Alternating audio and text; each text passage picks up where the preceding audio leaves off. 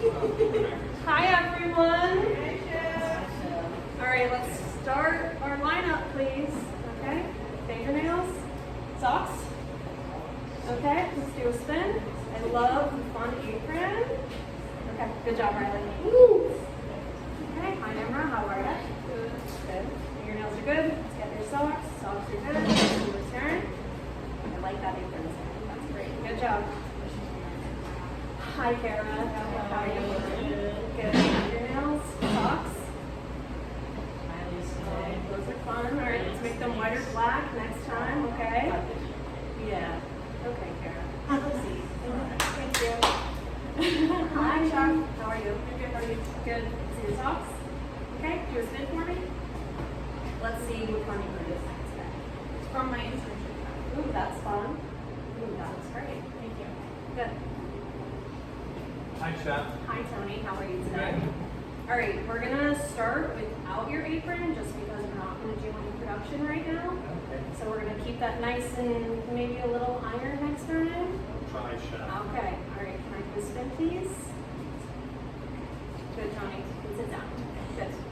Good. What is on your hands? I was playing in the sand, Chef. Okay, so before you sit down, if you could wash your hands thoroughly, and then I want to check your hands right before you sit down, okay? Okay, Chef. Okay. Thank you. Yep. Hi, Christy. How are you? I like the Christmas apron. Let's see the socks. Okay, good. Fingernails. Good. Good. You can take a seat. Hi, Lindsay. How are you doing? Okay, next to your fingernails. Those are good. Apron, socks. Okay, and do a spin for me. Perfect. Now have a seat. I love Hi, this. Marissa. Tony, easy. Okay, do a spin for me. Good job on your iron. Better, Chef. Alright. Very good, Tony. Sorry, Chef. It's okay. Just be better for tomorrow, all right? I'll try. That's all it is. How is everyone doing? Good. Yeah? Do anything fun today? Homework? Yeah. Now we're back in class, so. All right, so I'm just gonna go over the agenda really quick before we jump into our quick review. I'm gonna hand these out. These are gonna be your guide to today. It has resources for you, it has what we're gonna be doing today, and then I also want you to take a look at the rubric before turning anything in today, just so that you can check with yourself, so that you understand what is expected of you. So Amara, that's for you. Thank you, Chef. Kara, that's you. Riley, Marissa, Nimra, Christy, I spelled your name wrong. Apologies. And okay, does someone want to go turn out the light for me? I'll do it, Chef. All right, thank you, Tony. Appreciate it. Okay, is everybody excited to get back into mother sausage? Yes, Chef. Woo! So am I. So, I have some fun surprises that are going to be happening later down the line, which I'm excited for because sausage is my favorite thing to talk about, favorite thing to teach about, because these are the fundamentals that shape you to the chefs that you guys want to be one day. So let's dive right in. Let's get saucy.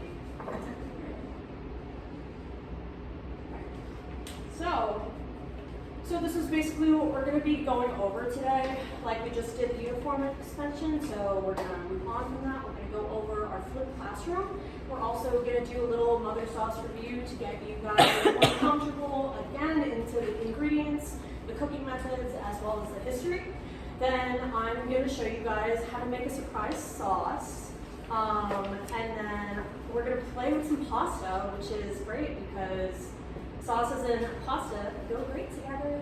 And then you guys are gonna have your production, which is based upon what you did in your flipped classroom. If you want to change something about what you're brainstorming in your flipped classroom, we're gonna go over that because each one of you is gonna have to check in with me so I can give you the okay to start on your sauce and with your pasta, okay? And then we're gonna explore Italiana. And there's going to be competition. Ooh. I like that. Okay, so we're just going to watch this quick video. Just to get those mother sauce and juices working.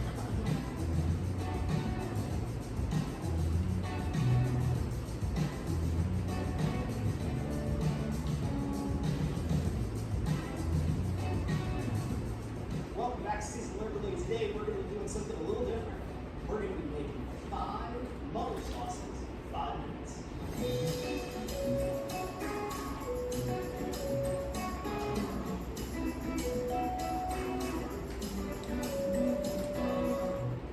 So what are mother sauces? Bechamel, which is a cream sauce thickened through, velouté, which is a white stock, often chicken stock, thickened through, espagnole, which is a fortified brown stock instead of a tomato product, thickened through, emulsification sauces, which sometimes are referred to as butter sauces, which is some kind of oil emulsified with another liquid, so hollandaise is an example of this, which is clarified butter emulsified with egg yolks. And finally, we have tomato sauce, which is tomato with flavorings thickened by reduction. Okay, so that's what they are, but what are they? Well, mother sauces are the base sauces for French cuisine, and therefore European cuisine. With these 5 sauces and the principles behind them, you can make most sauces. The derivative sauces are called small sauces, and they are made when you have additives to your mother sauce. So let's get started with bechamel. This is a cream sauce, so you can either start by simmering your milk and adding your cold roux, or you can cook your roux in a pan and add your cold milk. The ratio here is 1 tablespoon of butter to 1 tablespoon of flour to 1 cup of milk. Traditionally, you would simmer a peeled onion with a bay leaf attached to it by a clove in milk until the milk thickened a bit, and then you would pull that out and whisk in your roux. Now, when you dissolve your roux in your milk, make sure to cook your sauce for about 10 minutes, stirring frequently. To this sauce, you can add Gruyere cheese to make the sauce mornay. You could add a few tablespoons of stone brown mustard for mustard cream sauce, or some horseradish for a wonderful horseradish sauce. Next up is the velouté, which is a very easy sauce to make, similar to the bechamel. It's just a roux with a white stock. 1 tablespoon to 1 tablespoon flour and butter to 1 cup of stock. Chicken or fish stock are the most common, but you could even use a white veal stock if you have one. The process on this is similar to the bechamel. Just stir the stock into your hot roux and let it cook for a few minutes, stirring occasionally. Add heavy cream and a bit of lemon juice for a sauce supreme. Add sauteed mushrooms and shallots and a quick deglaze of white wine for the mushroom sauce, or some parsley, white wine, and shallot with a little lemon juice for a sauce for a set. Espagnole is the most involved. Start by sauteing some mirepoix until translucent, add some flour, and then add some quality brown stock.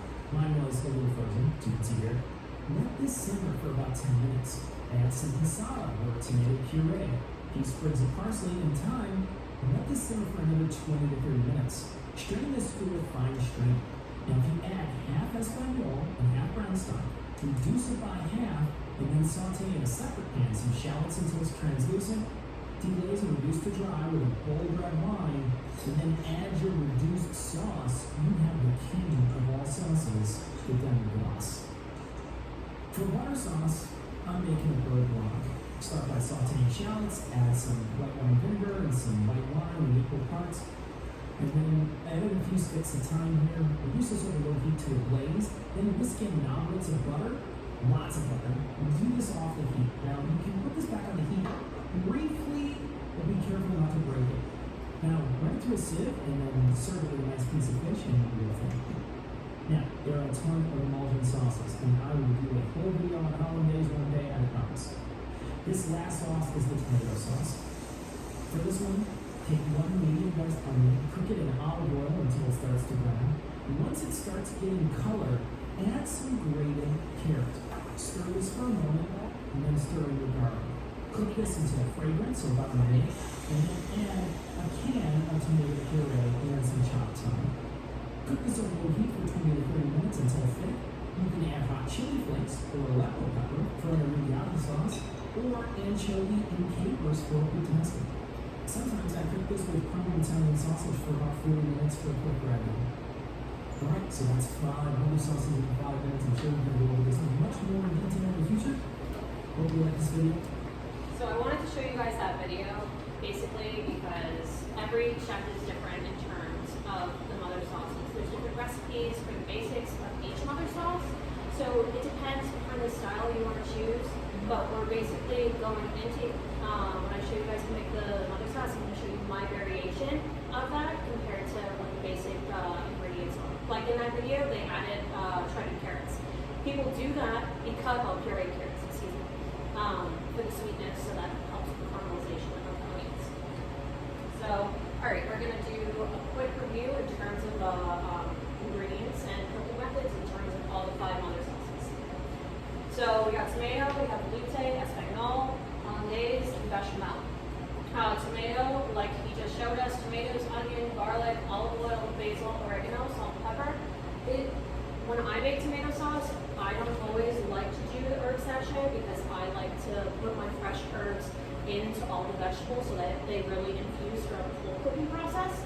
So, but I will show you guys that later up line. Velouté, as they said in the video, you want your roux, you want your white stock, and flour. And in the video, he said that he uses an onion with cloves attached to it. That is for flavor. Espagnole, that's with brown stock, tomatoes, and mirepoix. Hollandaise is an egg yolk base with, you need to have that vinegar to stabilize the sauce, and clarified butter, and then lemon juice, salt, and pepper. This one's harder because you really have to control the heat. If you get your egg yolks too hot, you're going to be making scrambled eggs, and you don't want to make scrambled eggs hollandaise. And then bechamel, milk, butter, onion, flour, nutmeg, which I believe is a very important ingredient in bechamel. Cooking method. So the most important and what we want to pay close attention to today is boiling and simmering. We're trying to figure out what consistency we want our sauce to ultimately become. Do we want to boil it for a long time? Do we want to boil it, then simmer it to have it controlled so nothing burns? Stock reduction also goes very hefty in that because what happens if you reduce a stock for too long? Becomes nothing. Becomes nothing. Can we expand on that?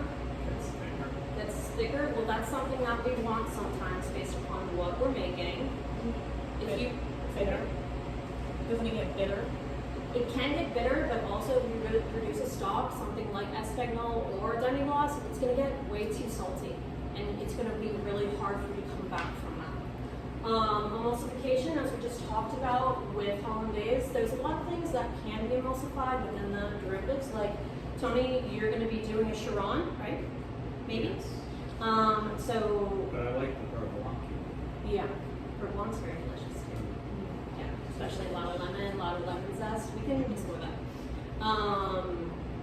Emulsification is a binder that of 2 liquids that don't go together. So heat control is very important skill when executing that. And for most of the sauces, they have a roux. Some have different colored roux, which is, does anybody know the different types of roux? Gray, black, brown. Yeah. What sauce does not typically use a roux? Tomatoes, that's right. That's what I'm doing. Okay. Now, if you guys look into your packets, these resources are going to be in the back. I want you guys to use these when you're coming up with your final decision for what you want to do for your practice. And that just goes over the classification of the sauces, the type of sauce, and the explanation of each sauce. Now this one, a lot of people like this one because our practical has to do with implementing the sauce to a pasta. So you can use this as a reference as well. And then derivatives. We went through this during our flip lesson, but I wanted you guys to just take a glance at it briefly. Just to spark these creative juices. Now, really quickly, why are mother sauces so important? Classic French sauces have evolved over hundreds of years and are organized by a standardized system that influences chefs and cuisines across the globe. You go into any given restaurant, it's more likely than one that an entree, an appetizer, or even a dessert and mother sauce can be and will be the star of the show. Now these people, Mohamed Tyrell or Taiwan, he was the author of the oldest known cookbook, who wrote the first baseline of the mother sauces, and throughout the years it got more applicated and it turned into modification through what we see in restaurants and in kitchens today. It's very important that we recognize all these people instead of just Escoffier, because it's known that people just recognize him as the father of mother sauces, but there were other people before him that were important leading up to that point.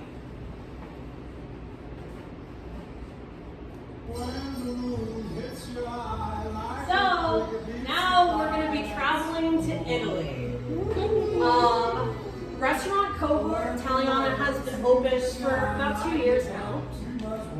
And the chef, who is me, is asking for a pasta for the end of summer menu. It's up to you guys to. Oh wait, hold on. I want to go back to that. Okay, I want you guys to pick your pasta. I want you to, it can be off of the idea of your original mother sauce, your pasta, your history, but what's most important about this dish is the classification of the mother sauce. The pasta, what is it? The ingredients chosen for your mother sauce, because you're going to be presenting that to the class. A little bit of history, it doesn't have to go into depth of the sauce completely. And you want to create a story with your dish that would make it so that I would want to put that item on my end of summer menu at restaurant Italian. Yes. Would that be like their meal description that would be on the menu? Yeah. Now, because I'm not sure has anyone had any practice with making fresh pasta? If you haven't, that's okay, because we're gonna go right into that today. Because time permitted, I took my time at my restaurant to show you guys how to make pasta. Now, from what you chose, a lot of you guys chose an egg-based pasta, and others chose gnocchi, which is, what's the base of gnocchi? So I did make that for you guys. Now, the difference between the two methods, I'll actually talk about that after.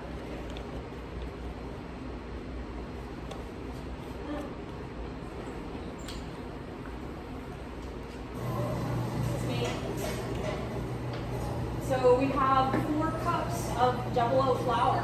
Why am I using double O flour? Okay, and what does that do?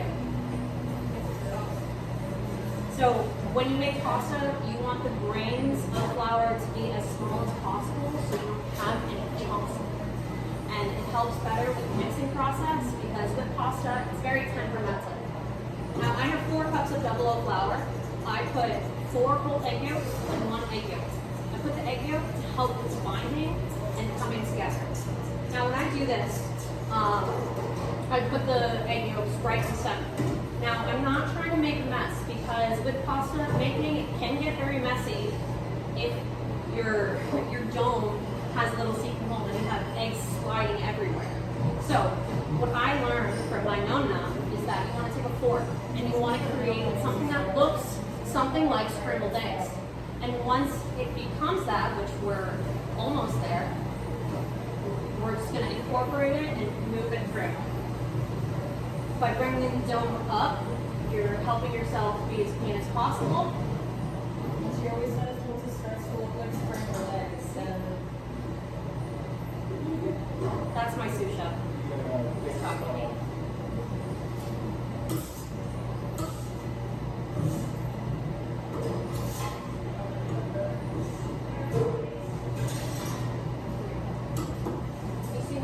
Slowly getting incorporated. Because I'm using 4 cups of flour, you have to be careful with the moisture of the pasta dough because sometimes, let's say the recipe calls for 4 cups and you have 4 eggs, it's always important to keep cold water next to you so you can control the moisture of your dough because you are in control.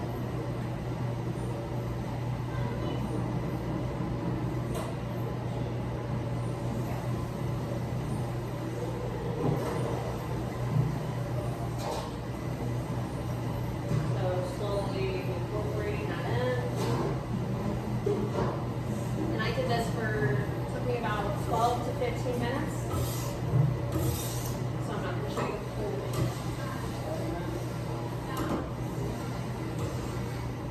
Sorry about my coworkers in the back.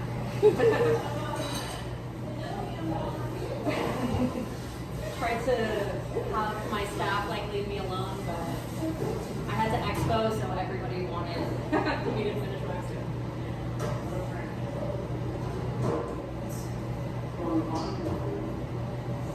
Is that the water that you just added? So that's water and residual egg yolks.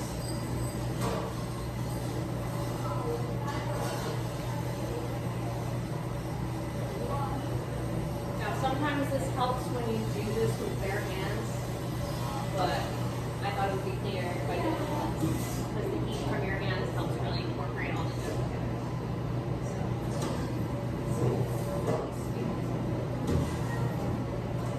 Up here. There we go. Oh, sorry. She was gonna start yelling. So now I'm picking up all the extra scrap, making sure there's as minimal amount of waste as I can. And you want to work that for about 10 to 15 minutes. Now when you do pasta dough, sometimes it gets kind of tough at the end, but when pasta rests, I had this pasta dough rest for 48 hours, just to make sure that it's not tough when we roll it out. Okay? And the pasta dough is right here. I broke it up for you guys. And then here is the dough. Alright, so let's move on. Okay, so when everyone has their ideas, we're going to use the worksheet that I gave you, the one that says brainstorming on it. Now, it's a little similar to what you guys did in your flip lesson. I want you to use this as a brainstorm and basically write down your ideas, and then when you have a full idea of what you want to create, you're going to write at the bottom what your initial product is going to be. Okay? Now, tomato sauce time. Should we be doing this while like writing on the brainstorm? What? No, this is going to be later. When Oh, yeah, oh. Everybody can sit back down. I'm going to show you guys how to make tomato. Tony, do you want to turn off the light for me? Yes. Let me turn it back on. Yes. Okay. So, being that tomato sauce is one of my favorites of the mother sauce, I want to show you guys how to make it. Yeah, I love tomato sauce. So, it's so I'm good. gonna do this, and I'm gonna show you guys some of my Italian tricks. Oh. Chef, why does the dough look so dark now? So, because I made it 2 days ago, it's gonna look a lot lighter when we roll it out. But because I coated some of the top with extra virgin olive oil, it has that film on it. But once we work it through, it's just gonna go into the pasta dough, give it that extra like nice EVO coat. All right, does someone want to go get me the extra virgin olive oil really quick? Does anybody want to help me? Cut some garlic. Okay, camera. So when I make tomato sauce, I like to use a lot of oregano, a lot of basil, a lot of garlic, and fresh tomatoes all along the can. I like to use the can as a base, but when you use fresh tomatoes, it creates that sweet flavor within. So we're gonna put like about a tablespoon and a half. Let that heat up.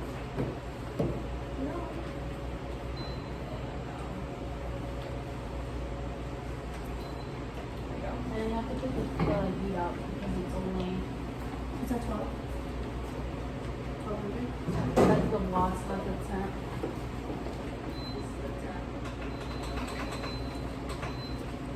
Alright, go ahead.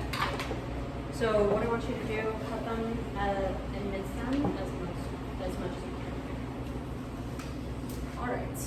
So can anybody, for tomato sauce, what is the first thing that we need to do? Saute and garlic. Okay. Do I put the garlic in first? Why? No burn. Okay. Some people like the taste of burnt garlic. Personally, I don't, because it doesn't taste good. All right, so let's talk about your guys' pasta dish. What have we been brainstorming? Where are we moving towards? Anybody can start.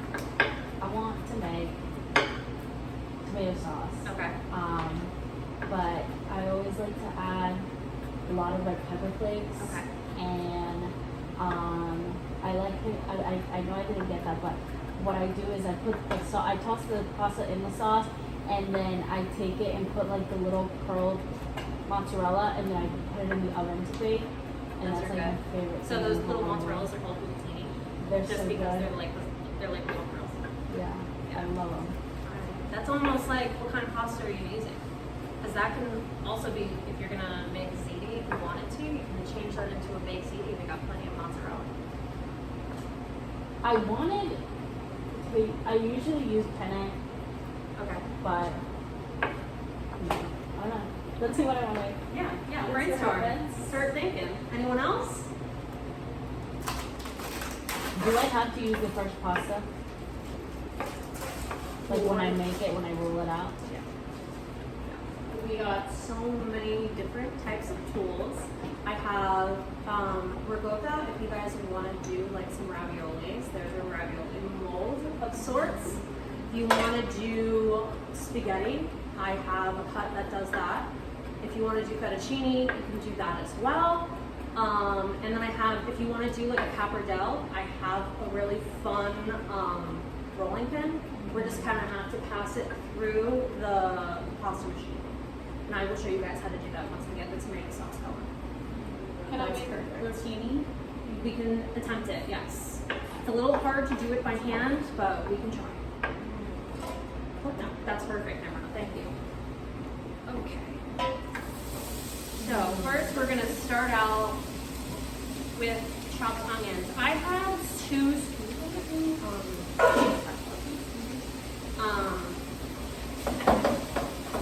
I use two smaller onions just because this is going to be tomato sauce for about one dish, maybe two. You want to make sure that you're not making a lot of sauce because you're just making a little sauce for your one pasta dish. We're not going to throw an entire 10 can and mash those up and have that for our one pasta dish because it'll look like some gravy soup, okay? So this is actually, I brought this for school.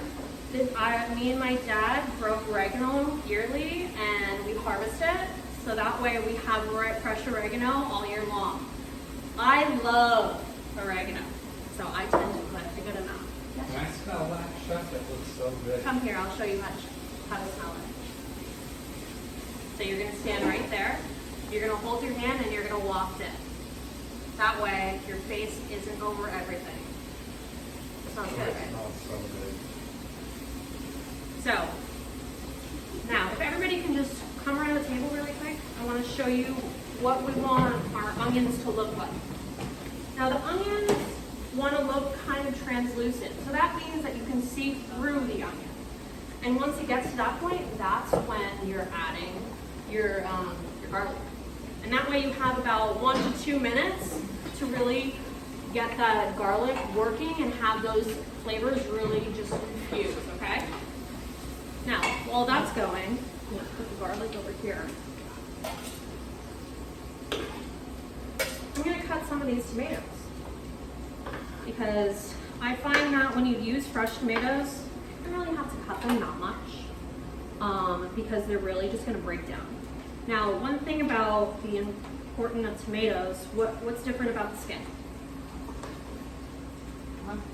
What do the skin have in them that helps the sauce? Yes, Marissa, say that again.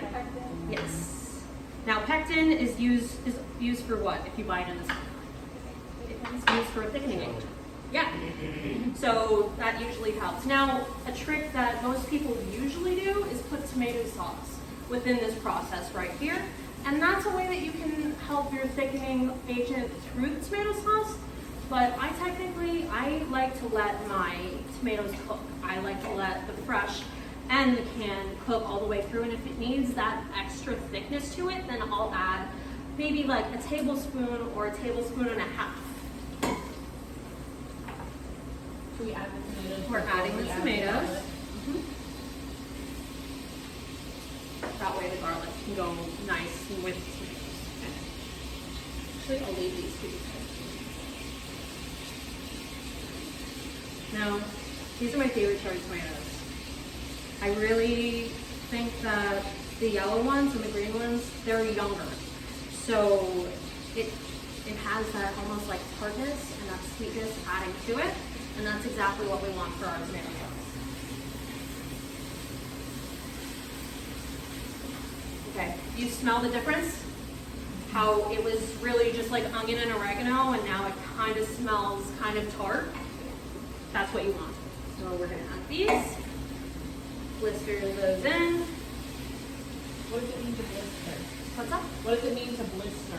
Blister means when your pan is really hot and you have oil with it, and then your tomatoes, the skin kind of just like hits a certain spot, but because there's a lot of moisture in it, the tomatoes are really just gonna break down. Okay. That's what you want. And we're gonna add our garlic. And this is easy to do on like in the morning for a shift because tomato sauce can last up to 5 to 7 days. If you freeze it well, then you'll have it for maybe the whole year if you don't touch it. Nimmer, can you do me a favor? Can you go get me about half a cup of white wine? Now, it's not common to put white wine in tomato sauce. I like to do it because it adds that extra flavor that really go hand in hand with the tomatoes.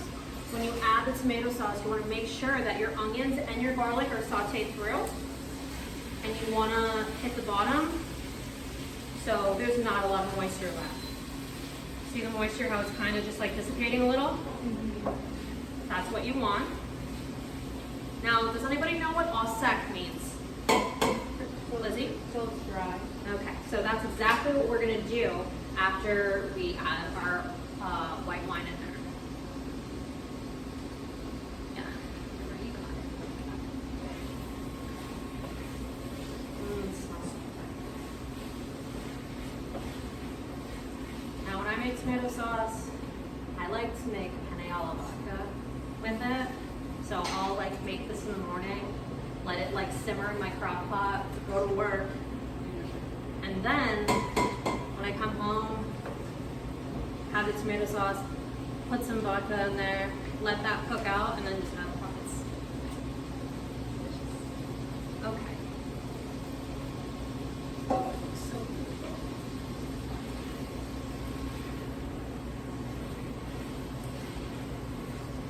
Riley, what are you gonna do for your pasta?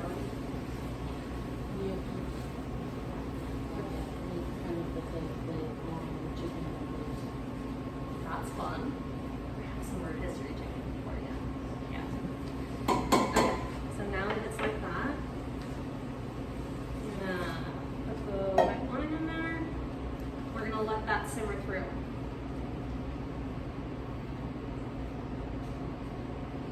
Until it's almost dry. Then when it's almost dry, that's when we're gonna add the rest of our tomatoes, okay?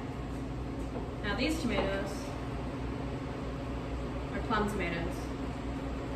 Now if I was at home, I'd just like put my hand in there and scrunch it because that's like the rustic way of doing it. But let's say you're in a kitchen and you need to make tomato sauce for service. Usually what you would do, you can put it in a Rubik coupe and you can, what's it called? Put some olive oil in there, put some basil and really like grind it up so that base has a lot of flavor.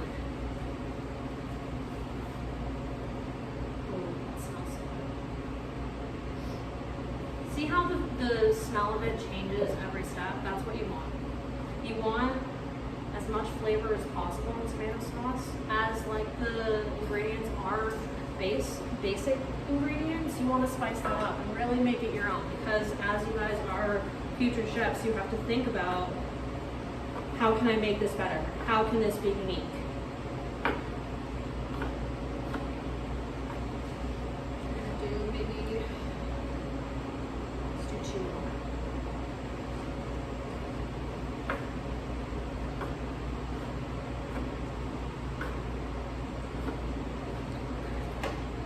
And after we get this simmering, I'm just gonna have this go and I'm gonna show you guys how to make some pasta. Now, the pasta machine is a great thing. It saves you a lot of muscle grease because you want your pasta to be thin. If your pasta is thick, it's more likely than one that the consistency after you cook your pasta is going to be too, how do I describe this? Too thick to the bite, where you feel like you're biting into a piece of the throat. So we want to make sure that our sheets are nice and nice and thin. So now I'm gonna add this. So some people like to add chicken stock. Being that I didn't have time to make the chicken stock today, this is bouillon. So basically this is the base of what chicken stock is. It has all that mirepoix, has all the chicken proteins, it has all that stuff. Now I want to add about a teaspoon. Just because I haven't added any salt yet, it's important to think about your salt content when you're cooking something for a long time, because what did I say earlier about stock reduction? Yeah, too salty. Too salty. So we're just gonna do a little pinch, and we're gonna taste it in about 20 minutes.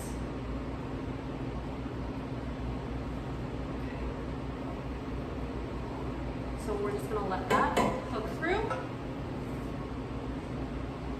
All right, does anybody wanna help me?